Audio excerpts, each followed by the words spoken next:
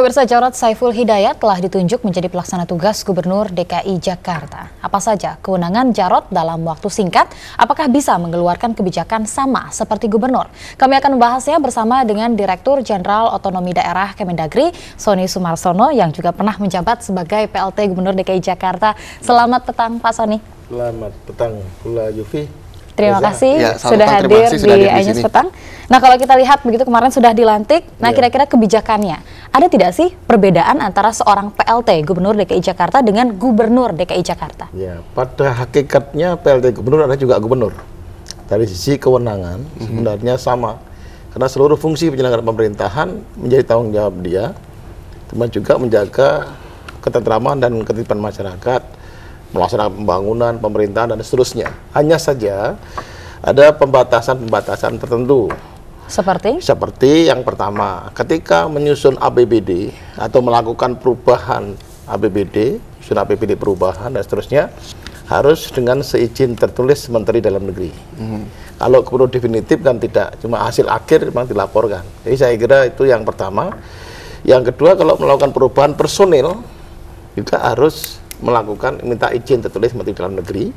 Yang ketiga adalah dalam hal melaksanakan tugas-tugas strategis, ya, misalkan melakukan perjanjian kerjasama dengan luar negeri dan seterusnya yang punya implikasi sangat mendasar, itu juga izin tertulis Menteri Dalam Negeri. Saya kira ini prinsip perbedaannya saja, tapi dari segi kewenangan keseluruhannya hampir semuanya adalah sama. Oke. Nah, kalau misalnya Pak Sony melihat kalau pada saat Pak Sony menjabat sebagai PLT Gubernur DKI Jakarta, lalu akan digantikan kembali dengan Gubernur. Kalau ini kan statusnya adalah Pak Jarod akan menjadi PLT Gubernur, sudah menjadi PLT Gubernur selama kurang lebih 5 bulan sampai dengan transisi pergantian Gubernur terpilih, begitu. Pak Sony melihatnya seperti apa sih, Pak Sony? Jadi sebagai PLT Gubernur DKI Jakarta ini ada dua kemungkinannya. Yang pertama, kalau sampai akhir masa jabatan, yaitu 14 Oktober 2017, kemudian Pak Ahok belum diputuskan, ya, belum inkrah artinya, belum ada keputusan hukum tetap, maka Pak Jarod menjadi PLT sampai 14 Oktober. Ya, saya kira itu prinsip yang pertama. Yang kedua, tapi kalau sebelum 14 Oktober, misalnya kemudian sudah inkrah bisa diputus di pengadilan tinggi karena banding. Ya, kemudian sebelum Oktober misalnya Agustus, inkrahnya misalnya bebas, maka Pak Ahok kembali sebagai gubernur. Ya, posisinya itu. Tapi kalau inkrahnya kemudian mengatakan bahwa harus terhukum, ya, sudah tetap tidak ada lagi kemudian kasasi dan seterusnya, maka hari itulah sudah tetap Pak Ahok akan diberhentikan dan Pak Jarod diangkat sebagai gubernur. Secara otomatis akan seperti itu. Gubernur dilantik selama 2 bulan jadi gubernur. Saya kira itu posisinya. Jadi kecepatan keputusan inkrah itu menjadi faktor penting sampai kapan Pak Jarod harus menjabat. Oke, kalau melihat situasi sekarang, Pak Sony. Kalau lihat situasi sekarang, perkiraan saya kemungkinan Pak Jarod akan menjabat sampai Oktober. Oke, sampai transisi gubernur terpilih. Akhir masa jabatan. Kenapa Anda berkeyakinan seperti itu? Ada dua kemungkinan. Yang pertama, dalam pengadilan tinggi banding nanti. Kalaupun 3 bulan diputuskan, berarti setelah Mei kan Juni, Juli, Agustus lah diputuskan. Ya.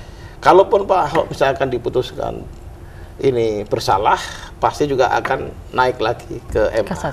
Sehingga belum inkrah juga. Sampai kemudian proses peradilan di MA itu berarti kan tidak inkrah sampai lewat Oktober. Jadi keyakinan yang pertama saya adalah itu.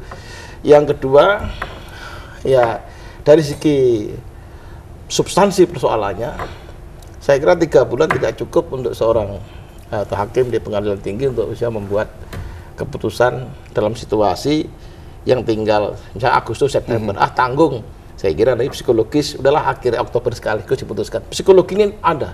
Tapi kalau sampai diputuskan, mohon maaf, 1 Oktober diputuskan, tentu inkrahnya. Bayangkan Pak Jarod harus jadi gubernur definitif hanya selama 15 hari. Kan? Jadi agak menyulitkan juga dari segi administrasi. Jadi saya kira keyakinan itu yang membuat saya kemungkinan Pak Jarod akan menjabat sebagai PLT Gubernur DKI Jakarta hingga akhir masa jabatannya. Akhir masa jabatannya. Kalau misalnya kita melihat bahwa posisi Pak Jarod saat ini sebagai PLT Gubernur DKI Jakarta dan juga Wakil Gubernur DKI Jakarta, 2 jabatan diterima bagi Pak Jarod. Apakah ini mampu untuk melihat situasi DKI Jakarta saat ini? Sebenarnya kalau kita compare tuh apa posisi saya, ketika itu gubernur tidak ada, wakil juga tidak ada, saya sendirian. Maka posisinya sebagai PLT Gubernur DKI Jakarta merangkap dua-duanya. Karena fungsi wakil itu meringankan tugas gubernur. Maka Pak Jarod sekarang itu lupakan posisi sebagai wakil. Dia harus dalam posisi mental sebagai gubernur dengan pekerjaan yang digabungkan antara gubernur dan wakil. Lalu pekerjaannya memang skupnya akan lebih luas, lebih berat, berarti butuhkan takes time, butuh waktu kerja keras yang lebih ekstra. Saya menjadi PLT Gubernur DKI Jakarta, istirahat 1 hari 1 malam itu paling maksimum 3-4 jam. 3-4 jam? Nah, dan mungkin itu juga yang akan dirasakan oleh Pak Jarod nantinya, begitu ya? Tergantung. Hal seperti itu harus bisa diterima? Ya, tergantung metodenya. Kalau dulu Pak, karena beda menjadi gubernur saya waktu di Sulawesi Utara sebagai penjabat gubernur juga, karena fungsi otonomi daerahnya di kabupaten kota, sehingga mereka berhenti, ada tugas-tugas yang dibagi dengan bupati wali kota. Kalau di DKI ini karena otonomi khusus, dari sampai RT sampai gubernur di tangan seorang gubernur. Jadi tersentralisasi. Maka metode Pak Jarod akan menentukan seberapa berat dan seberapa keras dia harus bekerja. Artinya harus delegasi kewenangan dengan sekda harus baku atur waktunya dan pekerjaannya. Kalau tersentralisasi di meja Pak Jarod, saya kira pasti akan banyak, perkiraan saya per hari 3 koper. Pekerjaan seorang gubernur itu pun sudah sebagian sudah terdesentralisasi di SKBD, karena harus ada pengaduan masyarakat, menerima masyarakat, surat-surat dari masyarakat sampai kepada laporan-laporan semua SKPD yang harus didisposisi dan dilayani secara cepat. Saya kira itu waktunya akan habis terima tamu sampai kepada kunjungan-kunjungan resmi, sehingga waktu untuk memberikan perintah dan petunjuk akan sangat terbatas. Jadi intinya harus kerja keras dan lebih keras lagi sebagai PLT Gubernur DKI Jakarta dibanding sebagai wakil gubernur. Baik, dengan kondisi saat ini, kira-kira apa yang harus dilakukan oleh Pak Jarod untuk membuat situasi begitu di DKI Jakarta ini kembali bersatu saat ini? Saya kira 3 hal penting ya. Yang pertama, Pak Jarod harus bisa mengkonsolidasikan seluruh SKBD dengan sebaik-baiknya dan memberikan direction yang jelas, mana yang harusnya kepada PLT Gubernur, mana yang cukup diselesaikan di tingkat dinas. Itu yang pertama, internal. Yang kedua, membangun relasi komunikasi dengan DPRD, karena ada 3 pekerjaan pokok yang hari ini membutuhkan dengan DPRD dalam waktu 5 bulan masa jabatan PLT. Yang pertama adalah menyusun APBD perubahan. Setelah akhir Mei dengan PPK nanti laporan, Juni bisa dimulai. Kemudian menyusun RAPBD 2018. Inilah kemudian irisannya dengan Anies Sandi. Tentunya posisinya di mana Anies Sandi bisa memberikan masukan untuk penyusunan ini. Dan terakhir penyusunan RPJMD. Jadi rencana pembangunan jangka menengah daerah selama 5 tahun ke depan. Ini semua berhubungan dengan DPRD. Jadi 5 bulan ini interaksi Pak Jarod dengan DPRD bisa juga tiap minggu. Ini cukup menarik, ada APBD perubahan 2017. Apakah ini menjadi kewenangan dari PLT Gubernur juga untuk menandatanganinya? Mas Soni? APBD perubahan itu menjadi kewenangan, sekarang ini kita hormati kewenangan Ahok Jarot. Jadi artinya masih kewenangan ya gubernur, kewenangan dari PLT Gubernur DKI Jakarta, karena mulai menyusun besok mulai Juni. Nah, saya kira Juni-Juli sudah bisa langsung ditandatangani. Tidak mungkin menunggu Oktober, karena memang sebuah siklus atau jadwal yang memang menjadi bagian tanggung jawab Pak Jarod untuk menandatangani penyusunannya. Lain halnya dengan RAPBD 2018. Proses berlangsung sekarang. Nanti Pak Anies Sandi bisa memberikan masukan. Tapi kalau Pak Anies Sandi memberikan masukan di RAPBD 2017, saya kira ya tidak perlu terlalu jauh lah, karena ini masa Oktober pertengahan, tinggal 2 bulan efektif, 1,5 bulan, itu pun tinggal bayar-bayar kontrak-kontrak saja.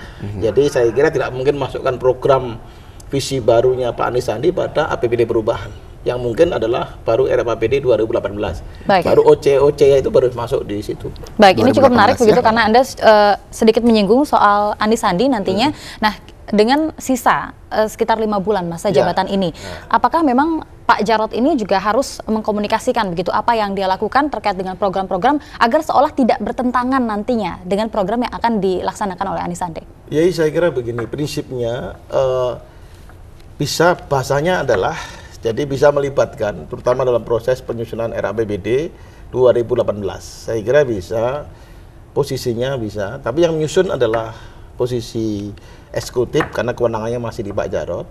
Cuma secara etika pemerintahan memang sifatnya adalah masukan dari tim Anies Sandi. Jadi tidak dalam posisi kewenangan dan memaksakan, tidak, tapi sifatnya adalah masukan supaya ketika nanti lepas itu bisa langsung menyambung posisinya. Jadi bukan tim Anies Sandi itu menjadi leading, kemudian pemerintah daerah menjadi subsistem, tapi dibalik, tetap leadingnya tetap pemerintah provinsi.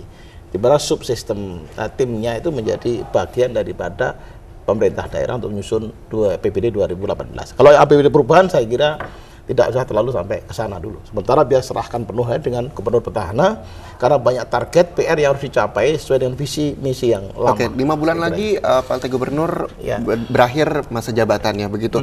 Apa sih seharusnya yang diselesaikan untuk mengakhiri masa jabatan Oktober nanti? Sebenarnya masih banyak. Kan Gubernur itu punya target-target di dalam RPJMD, Rencana Pembangunan Jangka Menengah Daerah selama 5 tahun, visi kami begini, kami targetnya sampai Oktober adalah ini. Kalau kemudian hari ini dimasukkan target-target Pak Anies Sandi misalnya, itu kan mengganggu target 5 tahun yang lalu. Betul. Mengurangi, dan ini saya kira juga tidak etis. Tapi mampukah untuk bekerja sendirian? Saya kira nggak masalah.